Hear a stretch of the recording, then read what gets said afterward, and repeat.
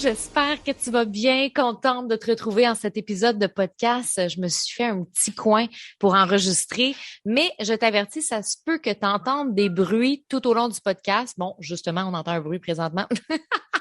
Ça se peut que tu entendes des bruits tout au long du podcast parce que là, on est quatre, on vit dans la même maison au Costa Rica et on n'a pas beaucoup d'espace pour pouvoir chacune travailler de notre côté. C'est sûr qu'on finit par entendre les autres autour de nous. Donc, s'il y a des bruits, ben on va vivre avec. C'est ça qui est ça. Donc, tout simplement. Fait que je suis super contente de te retrouver aujourd'hui, puis de jaser marketing avec toi parce que tu le sais qu'à chaque début d'année, j'aime ça, regarder c'est quoi les tendances, qu'est-ce qui s'en vient pour nous. Donc, j'avais beaucoup parlé l'année passée, je me souviens, d'humanisation, de marketing émotionnel, de storytelling, et c'est encore le cas, honnêtement, pour 2022. Mais il y a d'autres choses qui s'en viennent, puis on va mettre notre focus sur autre chose dans le marketing, puis je trouve que c'est tellement important d'avoir une belle stratégie. Parce que oui, c'est super d'être dans le flow, d'être dans son énergie féminine, d'être dans son intuition. J'en parle beaucoup dans mes podcasts. Des fois, il y a des podcasts qui sont beaucoup dans cette vibe-là, dans cette énergie-là. Le podcast, entre autres, de la semaine passée, j'étais beaucoup là-dedans, dans cette espèce de flow créatif, intuitif que j'adore, qui nous amène dans une puissance incroyable. Mais je trouve ça tellement important, les stratégies. Je trouve ça tellement important le marketing, avoir une stratégie de contenu, savoir où est-ce qu'on s'en va, parce que ça reste que t'as bien beau être la femme la plus inspirante au monde, puis on te trouve donc bien belle dans tes photos, puis donc bien passionnante, puis inspirante, et tes textes sont magnifiques. Mais en même temps, c'est important aussi que ça amène à des ventes. C'est important que ce que tu crées comme contenu pour tes réseaux sociaux, pour ta business, t'amène des résultats concrets, des résultats financiers. Et pour ça, ça demande de développer des compétences en marketing. Puis des fois, il y en a qui me disent, Berk, Steph, c'est pas mon fort, le marketing, mais j'ai le goût de te dire, tu vas peut-être arrêter de forcer dans ta vie quand tu vas mettre ton focus sur le marketing. Parce que justement, je vois beaucoup d'entrepreneurs sur le web essayer de se démarquer, puis courir, puis faire plein d'actions, puis go, go, go. Puis là, ils sont complètement essoufflés. Les filles sont essoufflées et c'est souvent en raison du marketing qui est non maîtrisé. Parce que si on prend le temps de développer nos compétences en marketing, ça devient facile, ça devient fluide, puis honnêtement, les ventes rentrent comme ça. Comme mon petit claquement de doigts, là. Wouhou! C'est facile, yes, yes, yes. Mais ça devient facile quand notre marketing est clair, quand notre marketing est aligné à qui on est vraiment. Puis c'est le fun, le marketing. Comme, je pense que c'est important aussi d'avoir ce mindset-là. C'est le fun parce que ça nous permet d'activer notre créativité à 100%, d'exploiter notre plein potentiel. Donc, j'avais vraiment envie dans ce podcast-là, premièrement, que tu tombes en amour avec le marketing parce que tu me vois comment je suis passionnée puis que j'aime ça. Puis j'ai pas toujours aimé ça. Mais c'est quelque chose que j'ai appris à aimer quand j'ai remarqué, wow, toutes les possibilités qu'on peut installer avec le marketing, puis où est-ce que ça peut nous amener. C'est juste fou.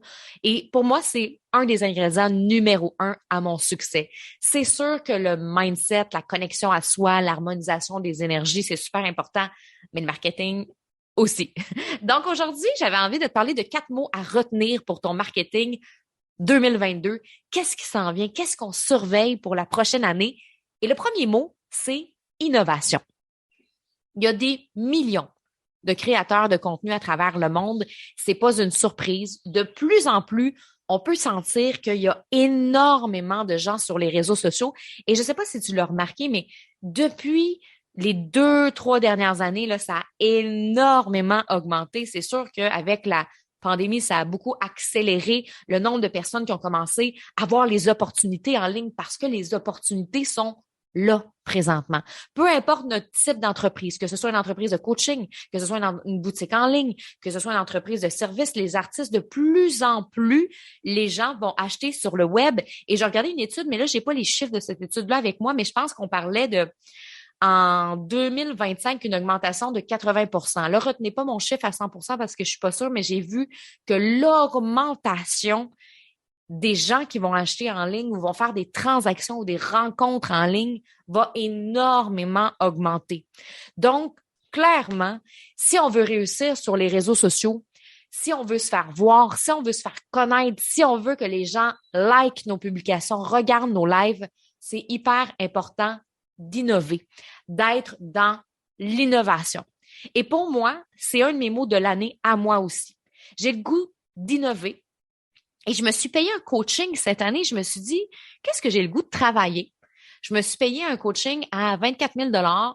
J'avais le goût de ça, d'avoir vraiment un coach individuel. Cette année, j'ai fait beaucoup de mastermind. Là, j'avais le goût de ça, d'avancer dans une autre direction. Puis, je me posais la question, je sais pas, qu'est-ce que je pourrais faire dans ce coaching-là? Qu'est-ce que je pourrais regarder? Qu'est-ce que je pourrais travailler? Puis, je me disais, pour moi, c'est facile d'atteindre mes objectifs financiers. Donc, je veux atteindre 1 million de $ cette année, puis pour moi, c'est facile. C'est pas quelque chose qui est difficile pour moi. L'argent, atteindre ses chiffres d'affaires, la planification stratégique, c'est une grande facilité pour moi. Puis là, je me disais, qu'est-ce que je vais travailler en coaching? J'ai un super bon mindset de business. J'ai plein de choses à apprendre, énormément de choses à apprendre encore pour devenir meilleur, pour devenir encore plus aligné. Tu sais, j'ai plein de choses à travailler, mais c'est comme si j'arrivais pas à savoir, mais qu'est-ce que je pourrais travailler en coaching cette année? Et là, c'est le mot innovation qui m'est venu.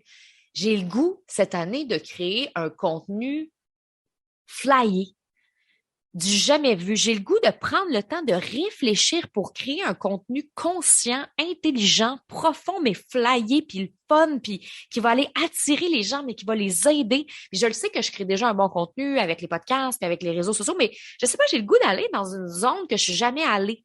J'ai le goût de faire ça cette année, de créer un contenu différent, créatif. J'ai le goût de m'amuser. Puis ça va être beaucoup là-dessus que j'ai le goût, moi, de travailler cette année. Parce qu'en même temps, en tant que créatrice de contenu, on veut se renouveler. On veut essayer des nouvelles choses. On veut se démarquer en créant notre couleur, notre méthode. Donc, j'avais comme envie d'être là-dedans cette année. Et c'est ce que j'ai envie de te dire à toi aussi. Comment peux-tu innover cette année dans ton marketing? Comment peux-tu innover dans tes contenus? Comment peux-tu innover dans l'interaction que tu as avec tes clients, tes clientes? Et l'innovation, on ne se le cachera pas, demande du temps. L'innovation, ça demande du temps, ça demande de l'espace parce que pour innover, c'est nécessaire d'avoir un temps de création. Et c'est souvent le problème qu'on n'a pas en fait. Le problème qu'on n'a pas de temps. Ça m'est souvent arrivé de croiser des entrepreneurs qui ont ce désir-là de créer puis d'innover, mais qui n'ont pas le temps pour le faire. Parce que leur horaire est plein, parce que c'est difficile pour elles d'avoir du temps pour ça. Donc, OK, il faut faire la création de contenu. Là, il faut gérer les employés si on en a. Tu sais, si on travaille pour un MLM, ben là, on a toutes nos conseillères à s'occuper. Là, il y a tellement de choses à faire dans une journée, tellement de choses à faire dans une semaine. Et dans ce temps-là, malheureusement, c'est plus difficile d'innover quand notre horaire est complètement bouclé à bloc, là. Tu sais, quand il y a plein de rendez-vous, quand il n'y a pas d'espace, c'est pratiquement impossible d'être dans l'innovation. Puis, moi, j'étais une fille qui aime ça créer des concepts, qui aime ça créer des nouvelles idées. J'avais beaucoup aimé mon lancement flyé, où est-ce que je m'étais permis vraiment d'aller au bout de ma créativité. J'avais des décors, j'avais des déguisements, j'avais des sketchs, j'avais des témoignages, j'avais des enseignements, tu sais, il y avait tellement d'affaires, puis c'était tellement le fun, puis même le photoshoot était créatif avec des lamas, mais pour ça, ça demande du temps. Puis quand j'ai créé ce lancement-là, Flyé, l'année passée, c'était dans un moment où je me suis pris plusieurs chalets avec mon chum. On s'était loué plusieurs petits chalets et on a pris beaucoup de temps pour nous. Souvent, il n'y avait pas d'Internet. Donc, ça m'a amené à être dans cet espace-là pour pouvoir créer puis me connecter directement à cette énergie-là créative. Ça me permettait vraiment d'être connectée à ça. Mais pour ça, ça demande du temps. Puis, moi, je le sais comment je suis, puis j'en parle souvent. Je suis quelqu'un qui a tendance à, aussitôt que mon horaire est libre, aussitôt que mon horaire est léger, j'ai inconsciemment cette espèce de désir-là de vouloir le combler. OK, je vais me mettre un nouveau projet. Je vais accepter les collaborations. Je vais accepter les entrevues. Je vais accepter les partenariats. Puis on dirait que c'est comme si je rentre en mode panique. Parce que j'ai tellement été habituée longtemps à avoir des horaires chargés. Moi, quand je travaillais à TVA, là, puis à la radio, j'en parle souvent, là, mais c'est comme, je travaillais 60 heures semaine. Radio le matin, télé le midi, le soir, j'écrivais mon livre. Tu sais, j'étais comme vraiment superwoman style. Et là, je me retrouve avec un horaire où je finis à midi. Puis il y a tellement d'espace dans mon horaire qu'au début, je suis paniquée, là. J'étais comme, oh my God, j'aime pas ça, j'aime pas ça, j'aime pas ça. OK, on book, on book, on book, on book. Et là, je me suis obligée. Discipline, Steph, obligation. Je sais que je parle souvent dans la vie, puis de l'obligation, c'est pas nécessairement bon, mais en même temps, j'ai besoin d'une certaine façon de m'obliger, sinon je vais retomber dans mes vieux patterns. Je ne veux pas booker mon horaire. Je veux innover. Et pour ça, j'ai besoin d'espace. Fait que je me suis mis beaucoup d'espace et je dis non cette année. Je dis beaucoup non. Et j'ai toujours été une fille généreuse qui disait beaucoup, beaucoup oui. J'aime ça, aller parler dans des podcasts. J'aime ça aussi, aller faire des conférences dans des groupes. J'aime vraiment ça, être présente. Puis je donne beaucoup, beaucoup, beaucoup, moi, dans une année. Je donne beaucoup de contenu gratuit. Je donne beaucoup de conférences gratuites dans des organisations. Je donne beaucoup d'ateliers gratuits.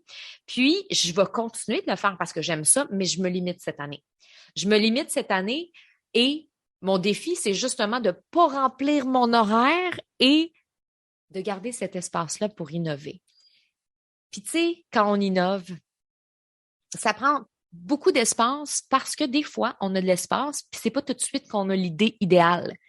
Des fois, on a besoin dans cet espace-là juste de se reposer, juste de tirer la plug. Hier, je disais à se crisser la paix. On dit ça en bon québécois? Crisse-toi la paix. Bon, désolé, c'est rare que je chaque, mais c'est ça. On est en 2022, il y a des choses qui changent. Ces temps-ci, je suis aussi un peu dans... Là, je suis dans mon SPM. Puis moi, quand je suis dans mon SPM, mon énergie, c'est drôle à dire, hein, parce que quand on est en SPM, souvent, puis qu'on est comme dans notre automne, on est dans une énergie féminine. Puis je suis dans une énergie féminine et moi, j'ai remarqué que quand j'étais dans mon SPM, il y a un côté très masculin de moi qui sort. Fait que c'est difficile à comprendre, c'est difficile à expliquer. C'est comme si je suis plus prime, je suis plus tac, tac, tac. C'est ça qui est ça. La manière que je m'exprime plus avec des mots crus. Je suis vraiment plus dans ce style-là parce que mes émotions sont raw. Mes émotions sont là. Fait que, tu sais, tout sort comme ça. Fait que c'est comme s'il y a une partie de mon énergie masculine quand même qui sort à travers ce cycle-là féminin. Fait que oui, je me donne plus d'espace. Puis en même temps, je suis très vive dans ma façon d'exprimer les choses. Fait que, tu sais, ça se peut qu'il y ait des sacs qui sortent puis des affaires de même. Fait que, désolée pour celles que ça peut déranger ou activer. Mais ce que j'allais dire, c'est que des fois, dans cette période-là d'espace, c'est pas tout de suite qu'on a l'idée. C'est pas tout de suite qu'on a l'idée. Donc, des fois, dans l'espace, juste se permettre de se foutre la paix un peu, relaxer, des fois, rien faire. J'ai eu cette période-là de non-créativité, là. C'est fou, là, en décembre, là, où est-ce que j'allais à la plage, puis je dormais. J'allais à la plage, des fois, je faisais des lectures où je dormais, mais ça montait pas. Mais à force de faire ça, d'aller me reposer, d'aller lire, d'aller à la plage, jouer dans l'eau sans m'exiger quoi que ce soit, ben ça fait en sorte qu'à un moment donné, bang, sans que je m'en attende, oh, c'est fou, c'est comme si toute l'inspiration, l'intuition, tout coulait, tout se propageait à l'intérieur de moi d'un coup sec. Et là, c'est comme si les 3 semaines avant, où est-ce que j'avais pas eu d'idée, où je m'étais reposée, ont fait en sorte que cette journée-là où ça a débloqué comme j'ai écrit un mois de contenu. Là. C'est juste incroyable comment les idées arrivaient. Donc, innovation, mot à retenir pour ton marketing en 2022. Je suis tellement partie que j'aurais pu te parler d'innovation pendant 45 minutes. Là, ça fait un bout que je parle de ça. On va aller au point 2. Deuxième mot à retenir cette année, c'est l'inclusivité. Les clients s'attachent aujourd'hui aux marques qui font preuve d'empathie. C'est spécial, hein, parce que depuis les dernières années, on est de plus en plus connectés sur le web et déconnectés entre humains parce que la situation actuelle a fait en sorte que de plus en plus de monde vont acheter en ligne, vont être dans des formations en ligne et on n'a pas autant de contacts humains qu'on voudrait. Mais justement, cette déconnexion-là nous amène à vouloir être encore plus connectés quand on est en ligne. On a envie de vivre des vraies relations humaines. Il y a encore des entrepreneurs des fois qui me disent, Steph, je sais pas comment tu fais pour travailler en ligne parce que je ressens pas le contact humain. Ça paraît que tu n'as pas passé du temps dans ma gang de flyers parce que je te jure qu'on en vit des émotions fortes dans les flyers. On pleure, on rit, on vit tellement des choses profondes qu'après, quand je croise mes flyers en personne, c'est comme si on avait passé du temps en vrai. Mais pour ça, il faut enlever le filtre qu'on a à l'intérieur de nous, comme si on était une personne différente sur le web qu'en personne. Moi, je suis la même personne devant l'écran, derrière l'écran. Devant l'écran, derrière l'écran. En fait, je suis la même personne en live que dans la vraie vie. Et souvent, c'est ce qu'on me disait quand je travaillais à la télé. Ah, t'es la même personne en vrai que celle que je vois à TVA. Puis, c'est ça qui est important, en fait, c'est que plus on est dans notre humanité, plus on est dans notre vulnérabilité, ben plus ça fait en sorte, en fait, que les gens vont s'attacher à nous et qu'on va être capable de créer cette relation humaine-là, même virtuellement parlant. Et c'est plus suffisant aujourd'hui d'avoir un bon produit ou un bon service. Dans le temps, c'était ça. Ça, c'est le meilleur produit. Ça, c'est le meilleur service. Mais c'est parce qu'il n'y en avait pas autant. Aujourd'hui, là, des gens qui vendent des produits ou des services sur le web, il y en a, il y en a, il y en a, il y en a. Et c'est plus ça qui fait que les gens vont acheter. L'entrepreneur derrière le produit ou le service est devenu beaucoup plus important que le produit ou le service elle-même. Parce que quand on entend dire que, mettons, le PDG de telle entreprise a fait une connerie, là, ça fait descendre complètement la business. C'est plus le produit qui est important, c'est plus le service, c'est l'image du PDG, l'image du leader, l'image de l'entrepreneur. Donc, c'est super important, oui, de se mettre de l'avant, mais aussi que notre marque soit motivée par une mission profonde. Et c'est pour ça que le mot inclusivité va être populaire en 2022 parce que les stratégies de marketing inclusive nous permettent de générer cette empathie et cette humanité-là. Il y a des recherches qui ont été menées par Microsoft qui montrent que 72% des personnes sont plus susceptibles de soutenir les marques dont la publicité est authentique, dont la publicité est inclusive et représentative de la société. Ça marche plus, là, les belles femmes chicks, parfaites, au corps sculpté, au corps de tour, qui mettent des maillots de bain. C'est correct d'avoir une femme comme ça. Mais on veut voir aussi d'autres styles de corps, d'autres styles de femmes, et c'est ça un marketing inclusif. Donc, j'ai rien contre les chicks sculptés, là. Je sais, c'est pas ce que je dis, mais ce que je veux dire, c'est que si on voit juste un modèle de personne, ben, c'est pas du marketing inclusif. Et le premier objectif de ce style de marketing, c'est l'intégration justement de la diversité. Donc, l'âge, le sexe, le corps, la catégorie sociale. Donc, c'est super important d'apporter cette touche-là dans ces campagnes. Et de communiquer aussi de façon inclusive, ça permet de toucher encore plus de personnes. C'est ça qui est intéressant. Donc, on peut choisir des photos qui intègrent plusieurs styles de personnes, réaliser des photoshoots. Il y a tellement de choses qu'on peut faire avec ça. Puis, tu sais, moi, de la manière que j'utilise l'inclusivité, c'est que quand les filles rentrent dans mon groupe des flyers, dans mon cercle des flyers en van, qui est mon groupe de clientes, je dis toujours ici aux filles que c'est un espace libre, que c'est un espace de liberté sans jugement, que c'est un espace pour s'exprimer tel qu'on est et que ça se peut que les opinions soient pas les mêmes, mais on s'accepte toutes, peu importe notre opinion. Et ça a toujours été important pour moi. Et si je vois quelqu'un commencer à critiquer quelqu'un par rapport à son opinion ou par qui elle est out de ma communauté parce que moi, pour moi, l'inclusivité, c'est quelque chose de super important. Je me souviens d'une de mes clientes à un moment donné qui, elle, est dans le domaine de la chasse.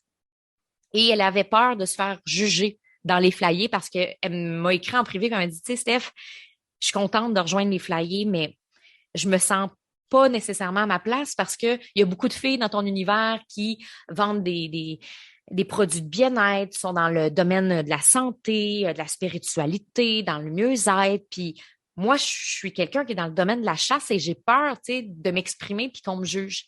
Et je lui ai dit, vas-y. J'ai dit, vas-y, exprime-toi, puis exprime ce que tu ressens par rapport à ça. Et depuis ce temps-là, cette femme incroyable qui est dans mon univers est devenue une des filles les plus présentes dans ma communauté des flyers, à un tel point qu'on a fait un gala à la fin de l'année, un gala avec toutes mes clientes flyées, il y avait des prix, puis elle a gagné un prix, je me souviens plus dans quelle catégorie, puis elle a été en nomination, je pense, dans 2 catégories, dont personnalité de l'année. Cette femme qui, au début, quand elle est rentrée dans ma communauté, osait pas s'exprimer parce qu'elle se trouvait différente. Et moi, c'est clair que dans mes groupes, il y en a pas. Ça existe pas, ça, la différence. Ça existe pas pour moi, la différence. Mais en fait, la différence existe, mais pour moi, la différence, c'est la force, c'est la clé. C'est extraordinaire d'être différente. Mais ce que je veux dire, c'est que on est tous unis. Et ça, pour moi, c'est ma façon à moi de faire un marketing qui est inclusif. C'est ma façon à moi d'utiliser l'inclusivité à travers mon univers. Ça peut être aussi d'intégrer ses employés, si vous en avez, d'intégrer son équipe à travers ses lives. Il y en a beaucoup qui font ça. Ça fait en sorte qu'on voit d'autres styles de personnes, d'autres styles de personnalités. Moi, ce que j'aime aussi beaucoup dans ma formation des communicatrices flyées, c'est que j'invite plusieurs invités dans l'année à venir donner des ateliers flyés. J'invite beaucoup aussi d'invités dans l'année à venir faire des entrevues avec moi. Puis j'essaye d'aller chercher différents styles de personnes qui, des fois, n'ont pas les mêmes opinions que moi. Des fois, pensent pas de la même manière, enseignent pas les mêmes choses. Puis des fois, j'ai mes clientes qui sont comme, ouais, mais là, c'est pas ça que tu dis, toi. Steph, ouais, c'est pas grave. C'est pas ce que je dis qu'il faut écouter dans la vie. C'est ce que ton cœur te dit. Dans le sens que moi, peut-être qu'il y a des choses aujourd'hui qui te parlent, peut-être qu'il y a des choses qui te parlent pas pantoute, mais c'est correct. Seul toi le sais.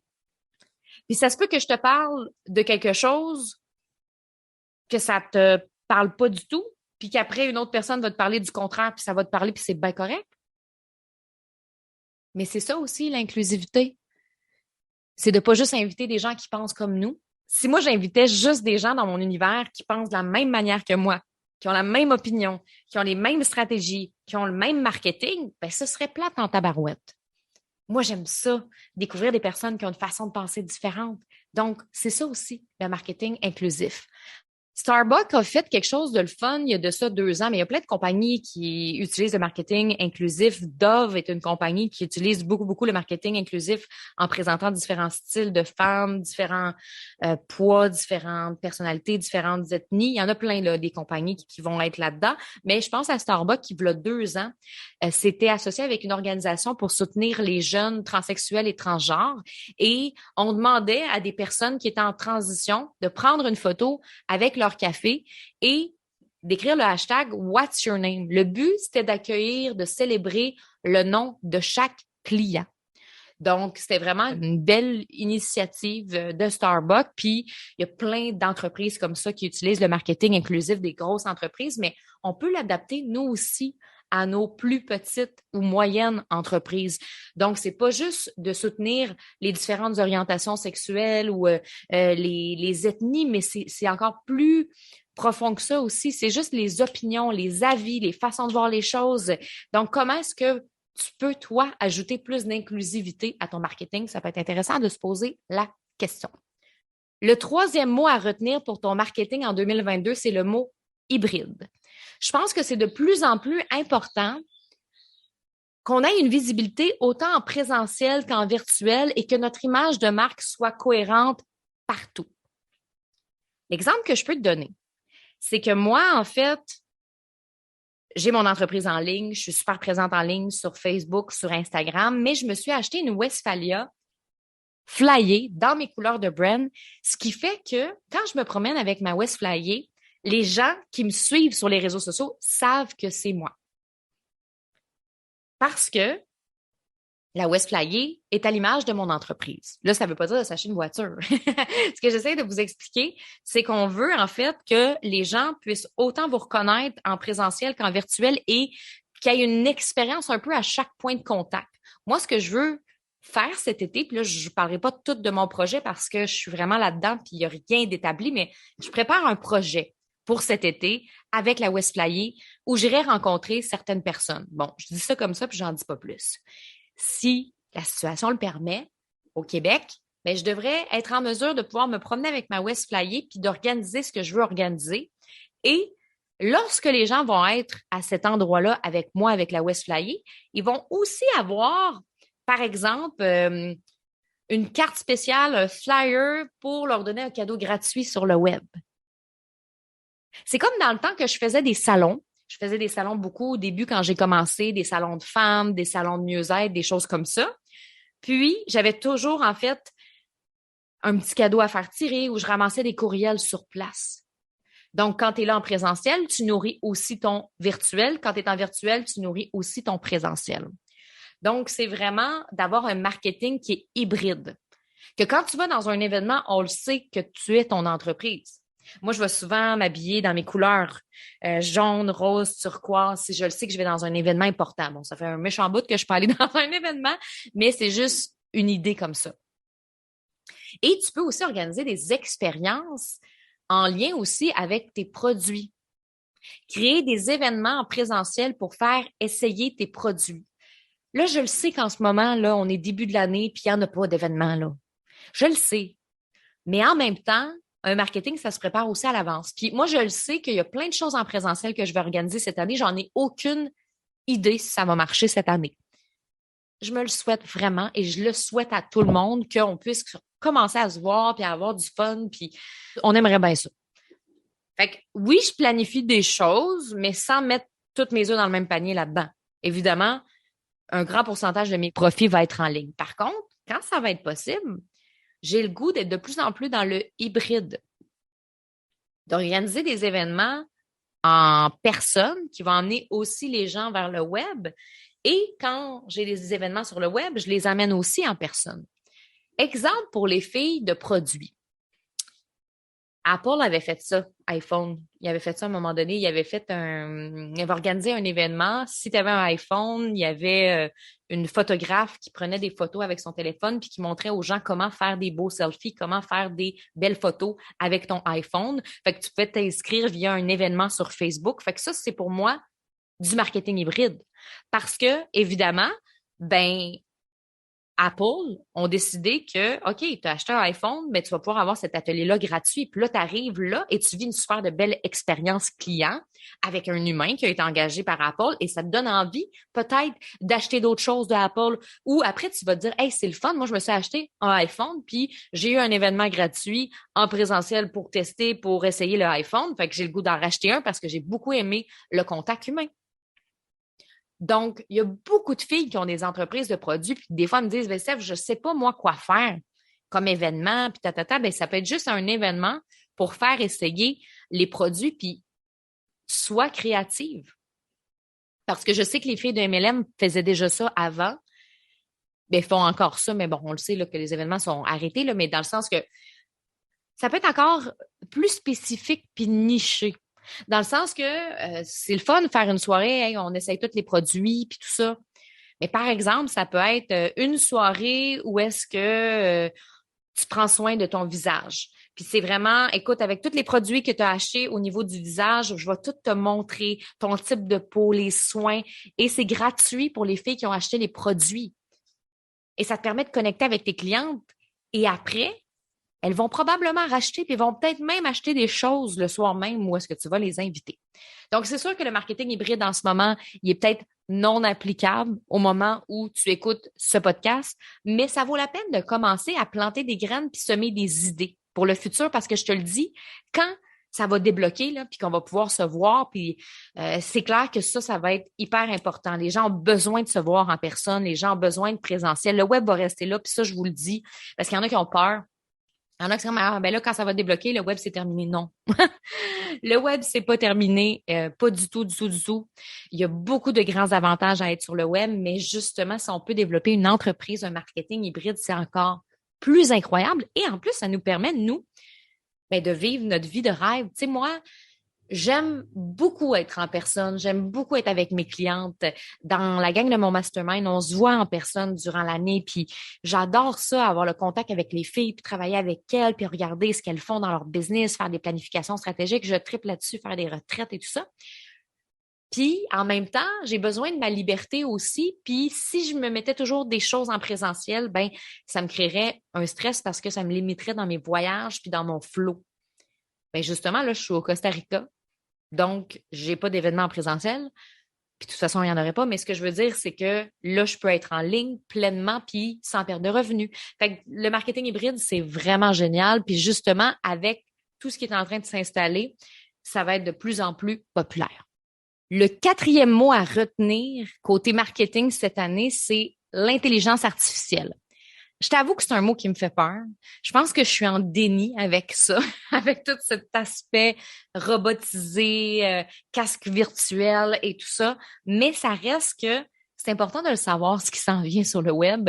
Et l'intelligence artificielle fera beaucoup jaser en 2022. Il y a eu l'annonce dans les derniers mois de Mark Zuckerberg qui a beaucoup fait réagir quand il a annoncé que le groupe Facebook changeait de nom pour s'appeler Meta. Et Mark l'a dit, je vais investir des milliards pour mon projet futuriste. Et son projet, c'est de créer en fait des espaces virtuels où est-ce qu'on pourra incarner un avatar et on va pouvoir rentrer en relation avec d'autres comme dans la vie réelle.